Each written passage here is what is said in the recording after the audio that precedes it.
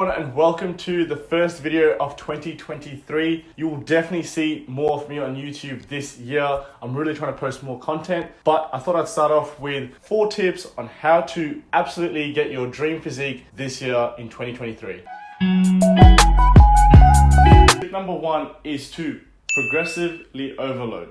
What is progressive overload? Well, as you go to the gym more and more often, your body keeps adapting to the stimulus that you provided, which means that it keeps adapting to the weight that you use, the reps that you do, and the sets that you complete, the total volume in general. What progressively overloading does is that it provides you more and more stimulus and stress for your muscles to break down and grow and get stronger. Progressively overloading is the most important thing that you can do in the gym to get results. Now, how do we do this? Progressively overloading means that you're going to increase the reps that you do, increase the sets that you do, increase the weight that you use, and the total volume that you do in general, which could also be manipulated by the tempo, slowing down the reps, or doing a slow eccentric or a slow concentric. Progressively overloading also goes hand in hand with tracking because you need to know what you're doing. Tracking we'll cover in the next tip. Tip number 2 is intensity. Intensity is going to be your defining factor of getting results in 2023.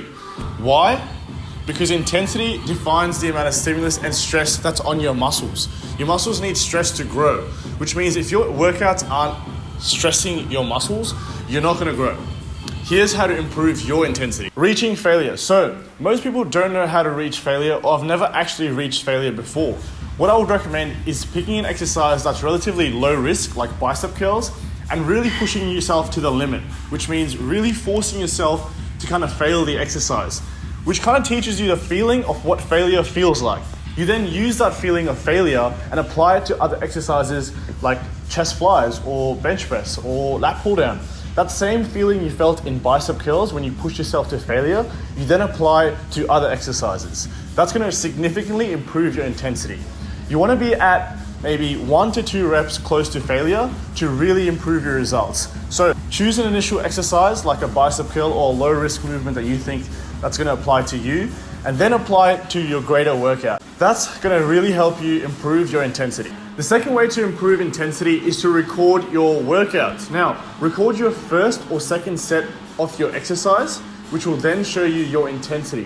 Why? Because as we fatigue, the bar speed or the rep speed slows down, which means that as you improve your intensity, you fatigue your muscles. Then in turn slows your rep speed down. When you record your workouts, you're able to see the rep speed, which tells you if you're working out intensely or not. So the last few reps should be really slow compared to the first few reps because you're more fatigued in your last few reps.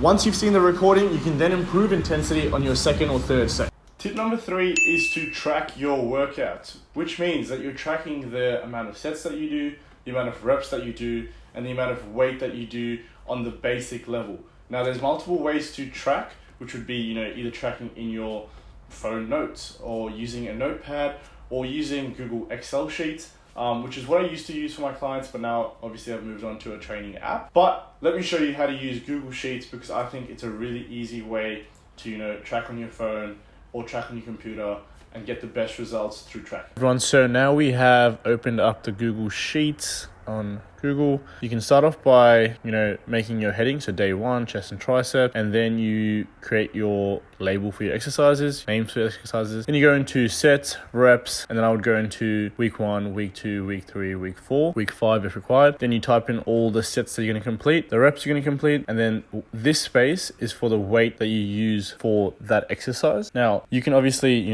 make this 3 columns if you think that you're going to use different weight for each set, but I usually use the same weight for each set. That's why I have only 1 column. And you can also put in formulas in there. You can times your sets by your reps and then have your total volume for that exercise. But I just keep it pretty general and then just have the weight there. Then obviously you can move on to your second day and copy and paste the top column into the bottom.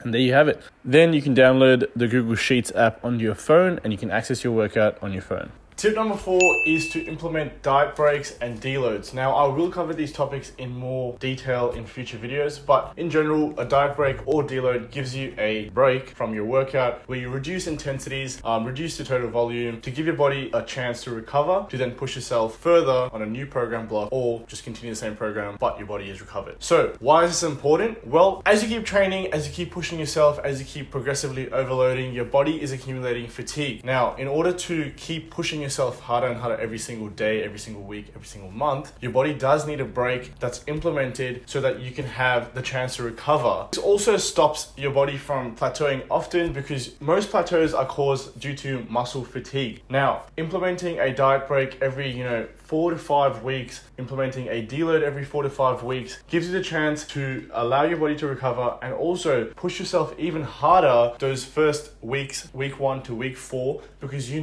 going to get a break in week 5 or week 4. Hopefully you guys enjoyed this video. If you do, subscribe below and let's smash this here together.